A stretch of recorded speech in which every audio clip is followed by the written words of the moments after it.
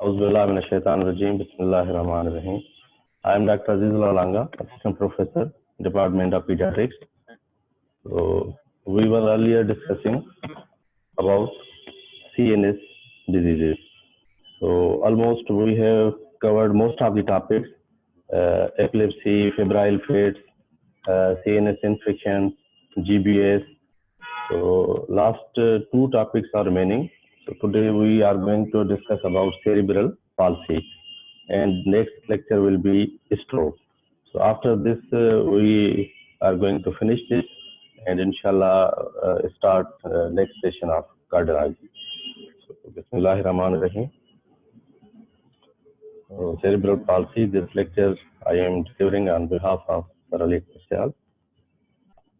So, if we define what is cerebral palsy, so again it's a diagnostic term used to describe a group of motor syndromes resulting from disorders of early brain development. So it is a group of motor syndromes. So mostly it involves functions which are related to motor, walking, hand movements, gait disturbance. These motor syndrome movements are mostly affected. Again, caused by a broad group of developmental, genetic, metabolic, ischemic, infectious, and other acquired etiologies, they produce a common group of neurologic phenotypes. So there is no single causative factor. There are a lot of factors which contribute. If someone asks what causes CP, so your answer should be there is a broad group of diseases which affect or which cause cerebral palsy. So again, in definitions, you will see label it is a static encephalopathy. So why static encephalopathy? Because the insult occurred at the birth mostly. So that becomes static. But as child grows, developmental manifestations will be seen later on. Suppose the normal head control is achieved at the 3 months of age. Sitting is usually achieved at the 7 months of age. So how can you say at the birth that this baby will sit on this time or not? So these manifestations are seen later on, but the insult occurred at the time of birth. So usually in definitions you see it's written that cerebral palsy, it is basically a static encephalopathy. So hope you understand. So it is basically not a static. Manifestations are appearing with the passage of time.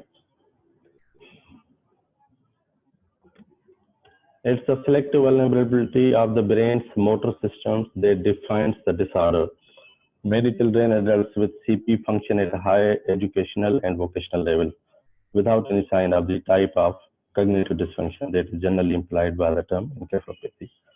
So if we see mostly in our mind, it comes that if it's cerebral palsy, it means baby is bedridden with no cognitive function, with less IQ, but it's not really. If it's not severe cerebral palsy, most of the people, they work intelligently. Their IQ and brain cognitive system is strong. So it doesn't mean that if someone has CP, he is totally useless. It again depends upon the area of brain which is affected at the time of birth or in the fetal age or postnatal. So these are the just anatomical description.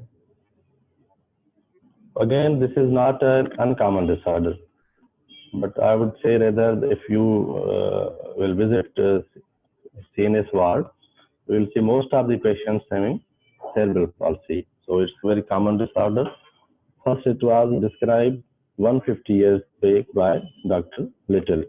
He was an orthopedic surgeon. So if we see incidence by population, so it is usually 2 to 4 per 1,000 live births.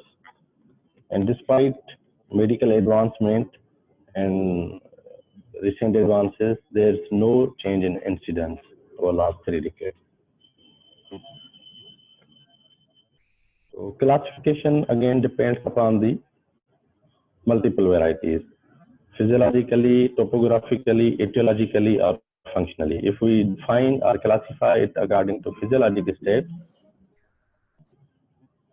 it is either spastic, excitoid, rigid, ataxic, tremor, atonic, mixed, or unclassified. So if someone asks you how will you classify, so your answer should be, sir, it depends upon the physiologically or topographically or etiologically. If we do classify as per physiologic, then it is spastic. As name indicates, what will be there? It will be a rigid whole, spastic. Excitoid, there will be some abnormal movements. Rigid means increased form of the spasticity. Ataxic, whenever patient starts moving or sitting, he becomes ataxic. Having tremor. Atonic, it will be just like a floppy baby. And picture could be a mixed and unclassified. If topographically, if one limb is involved, we'll label it as monoplegia. If both lower limbs are involved, it is paraplegia. If right upper and lower limb or left upper and lower limb, half of the body is involved, it is called hemiplegia. Three limbs are involved, triplegia. All four limbs are involved, then it's called quadriplegia. Diplegia means both lower limbs are more involved, and double hemiplegia. Etiologically, it is classified as prenatally, natally, or postnatal. So most of the time it is prenatal insult or natal insult. So almost 90% are in the prenatal natal, and 10% of the patients have postnatal insult. So prenatally infections, most of the time it is starch infection. Yes. Any anoxic insult, mother had high blood pressure, PIH, uh, uh, genetic and metabolic syndromes are there. And in natal, most common is the birth asphyxia. In our setup, in our society, here most common cause is birth asphyxia. Again, postnatal, if someone had meningitis, encephalitis, some poisoning, it has also a permanent damage, and if permanent damage occurs, that leads to cerebral palsy. So again, one is functional classification. In class 1, 2, 3. Class 1, when patient has no any limitation of activity. He can normally move, normally perform all activities of daily living. In class 2, there's slight to moderate limitation. It means during climbing the stairs or some uneven surfaces, he will need some help. And class 3, they usually are wheelchair bound or bedridden patients. So these are multiple varieties of the CP shown. If you will see on the right, left, it is almost quadriplegic. He uses crutches, and all four limbs are involved. In picture 2, lady, she has which type? You see both lower limbs are crossed. We call it as a scissoring. So this is most probably diplegic CP. And beside this boy with red shirt, he has, you see, he is just going to fall. So he is ataxic. Again, on the other side, it is hemiplegic, then quadriplegic. Here, one infant is whole with the upper limbs. So this is atonic, where their head leg is present. Hemiplegia, again, hemiplegia, what happens? Arm, body, leg affected on one side. In diplegia, arms slightly clumsy, legs pressed together and turned in tiptoe standing. So lower limbs are affected more than upper limbs. In quadriplegia, as name indicates, whole body is involved. So again, this is classification by WHO, devised for the whole world. This is Gross Motor Function Classification System, GMFCS. So there are 5 levels of severity. So level 1, again, fully independent, no need of any help. They can perform indoor, outdoor activities. In level 2, there's trouble balancing on uneven surfaces. So on smooth surfaces, they have no issue, but whenever they climb stairs or there's uneven surfaces, they need slight help. And there is minimum ability in running edge. In level 3, requires devices such as crutches. So usually in MCQs or exam, if level 3 is asked, so you should remember this, that whenever crutches are used, it is level 3. So stick or crutches requirement level 3. Level 4, ability to walk is civil affected and they are wheelchair bound. So in level 3, he can move with help. In level 4, he is unable to move, he has to use crutches, wheelchair, sorry. And in level 5, they are really severely affected and on bed. So again, as etiology was discussed, cause majority unknown, and second is antenatally 80-10% natal, so 90% are antenatally and natal causes. Antenatally again, torch infection, cerebral malformations, cerebral dysgenesis, intrauterine infections, and in natal, which is 10% of the causes, most common is birth asphyxia or birth trauma. In postnatal, again, any infection, which could be meningitis, encephalitis, septicemia, kernicterus, intraventricular hemorrhage, trauma. So if someone asks in kernicterus post, which of the brain is affected? So it is usually basal ganglia. So basal ganglia are most commonly affected in kernicterus cerebral. So clinical features again depend upon the area involved, organ involved, and manifestations which they present. So few patients present with delayed development. Most of the patients have delayed development. Delayed development means mother will brought the baby with history of still he is unable to hold neck at the age of 5-6 months. Baby is of 1 year but unable to sit. Baby is 1.5 years. He cannot walk independently. So there will be features of delayed development. Usually parents are concerned with delayed development. Few patients present with seizures, unprovoked seizures.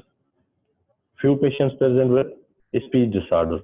He cannot speak properly. There is stuttering. There is no speech at all. Again, visual impairment, starting from the strabismus squamous to loss of vision. Hearing loss. Again, with speech disorder, usually we evaluate for hearing loss. So if patient can hear, then he will be able to speak.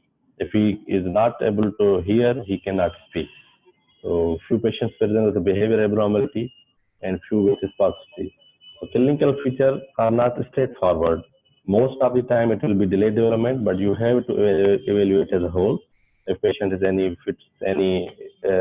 delayed speech, unable to hear, any eyesight problem, so patient can present with these features. Few are persistence of primitive reflexes beyond their normal age of disappearance. These are usually neonatal reflexes which appear with a start of the birth and disappear after few weeks or months. Suppose rooting reflex, palmar grace, tonic neck reflex, Moro reflex. These reflexes, if they persist beyond the normal age, then again we think that patient has some kind of motor delay or developmental delay. So usually Moro reflex, you all will be knowing that it is present at the birth and it should disappear within few weeks. But at the age of 2 months, still you see patient has a Moro reflex. It means there is some issue of developmental. With such palmar grace, it should disappear within 1.5 and 2 months. But if it still persists after 2 months, then you must think that baby has some kind of developmental delay problem. Ethetoid movements. So these are slow, rhythmic, and symmetrical movements abnormal. If these are present, again you should think of some CNS disorder. Intelligence, again, as told earlier, could be normal, could be affected, and usually these patients have signs of upper motor neuron disease. Upper motor means tone will be increased, reflexes are usually exaggerated, and if physical disability is not treated properly with physiotherapy, these patients usually develop contractures.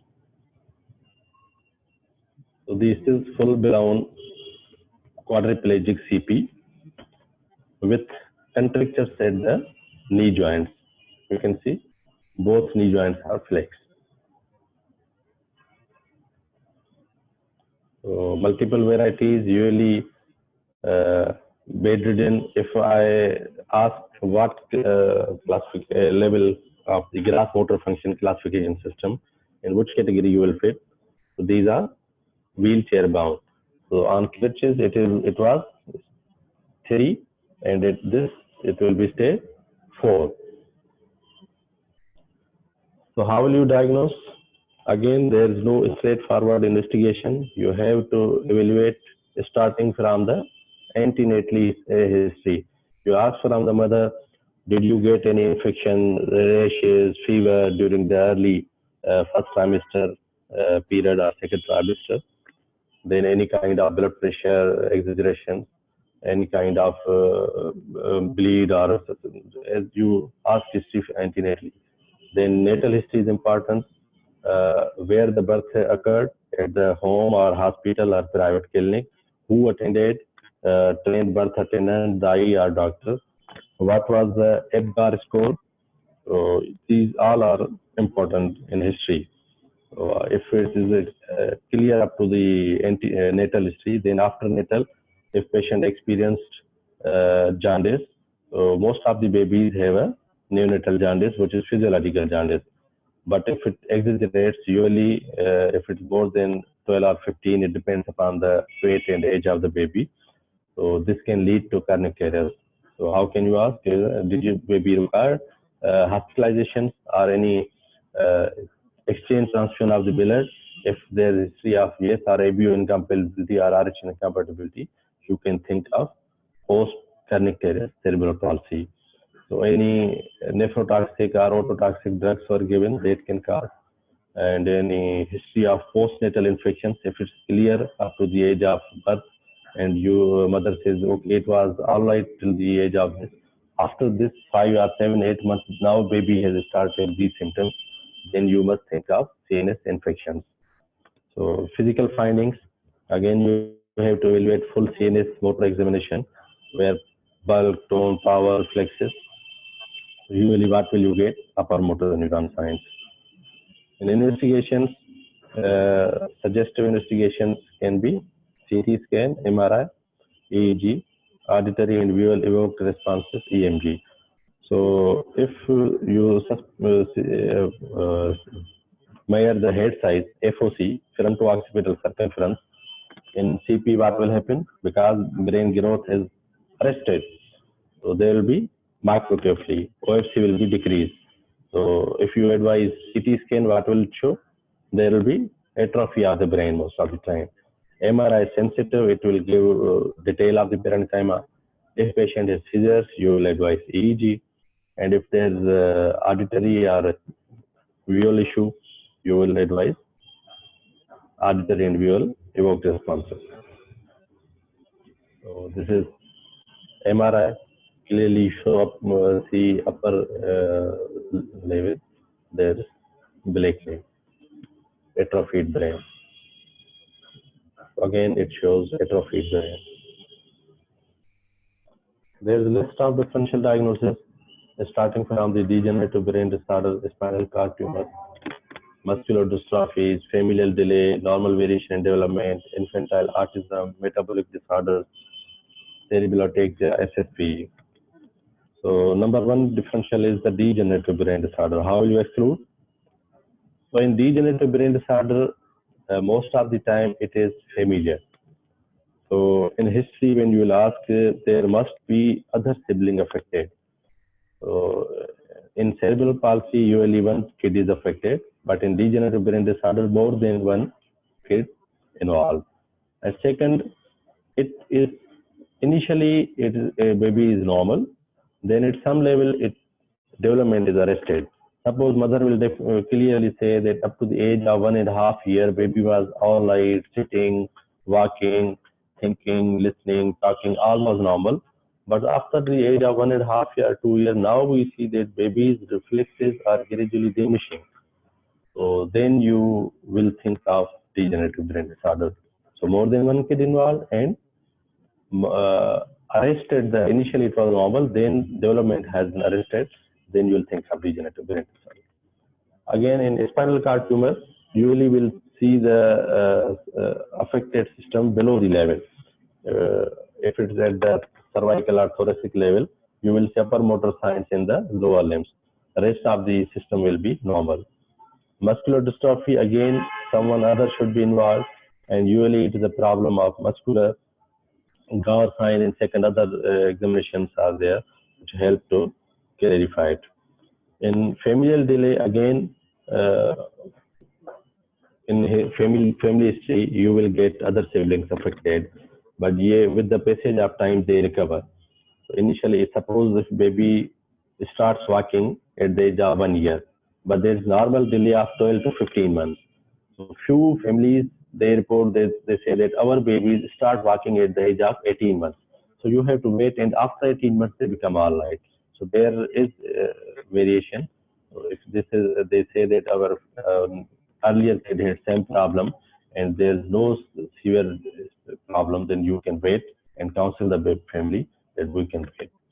Again, normal variation in development. Few families are very much concerned. They bring their baby. Suppose at the age of 6 months, baby cannot sit. So you have studied, I think, growth and development. So at the 6 months, baby starts sitting with support. At 7 months completed, then baby starts sitting without support. So there is normal variation. If it's up to the 8 months or 9 months, baby is unable to sit, then we can say it is delayed development. So there is usually normal variation. But again, on examination, these babies have normal CNS examination. If you do motor examination, there will be normal tone, normal reflexes, normal power. Okay. So again, these are not important. So how will you treat? So again, it is a multidisciplinary approach, not a single drug or single. So I think questions will be asked at the end. Physiotherapy is the mainstay of treatment. There are strategies, departments now established all over the hospital settings of physiotherapy. So if you stuck seriously with the physiotherapy, then baby can have normal limb movements. If physiotherapy is stopped, then baby will have contractures and lot of issues. Surgery, if there's tiptoeing or hardening of the muscles, then there are surgical procedures which can relax the muscles. In medications, there are fewer muscle relaxants, and if patient have fits, then you will prescribe anticonvulsants. And again, they study in specialist schools. Physiotherapy clinic, usually any limb involved, it is given preference to use that limb. So normal limb is hold and affected limb is ask baby to bring that limb to the have a movement. Multiple modalities. So they are given speech therapy by speech therapist, social and psychological support. Definitely, it is a big issue in the family. When parents listen that they have a baby which will need long-term management, having multiple clinics, so it brings a lot of problems. So definitely, they need psychological support and social, along with economical support of the family. So usually in the Western world, they have societies, government also start supporting. They have their groups in common. They share their own difficulties with each other. families share common problems with each other. Nutritional support is very important because they have, if you recall your anatomy of the esophagus, right upper one third is totally striated muscle, middle and in lower it's smooth muscle. So there's disharmony. If bolus is swallowed, if upward it starts going down, and from below it contracts upward. So there are a lot of issues. So nutritionally they are deprived, and early treatment of infections. Because of this, they have repeated aspiration pneumonias. So if pneumonia is not properly diagnosed at a time, it leads to serious complications. They need hearing aids. So how can we prevent this problem? Again, good antenatal, natal, and postnatal care. Mother should be a booked case, having regular visits, given good diet and supplements, and if any problem occurs, it is immediately noted and clear. So natally, baby should be delivered in a hospital setup where pediatrician is also present. As baby, initial 1 minute is the golden minute. If baby cries during 1 minute, then it's okay. If it cries after 1 minute and FGAR is not proper, baby is not resuscitated properly, then it will have a long-term consequences. Most common is CP. And postnatal care, vaccinate the baby, having good hygiene, good nutrition, so we can prevent him from infections. So complications again is to earlier discussed: malnutrition, recurrent infections, contractures, secondary psychological problems, accidents, and growth retardation. So prognosis again depends upon the severity. If it's mild CP, they function normally. Even we cannot diagnose on simple manner. When we do detailed motor examination, suppose tiptoeing, walk on a line, then we can diagnose. Otherwise, they behave like a normal humans. If it's severe, then definitely there's a lot of problems. There are profound retardations, seizures. If these are again present, they show bad prognosis. So mild CP, they have with average intelligence can lead to normal life. So in our setup with postnatal birth asphyxic CP, they have poor prognosis. So thank you. You can ask questions or type your questions. I think you all are unmute or okay, any question? Can you hear me? No. Yes, sir, we can hear you, sir. Send slides, please. Content? Sir, send slides. These slides. Okay. I'm asking Mr. Muhammad Ali. He will send slides. Thank you, sir. Welcome.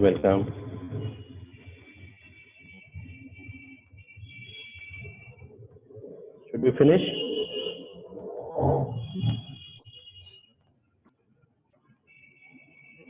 Any question?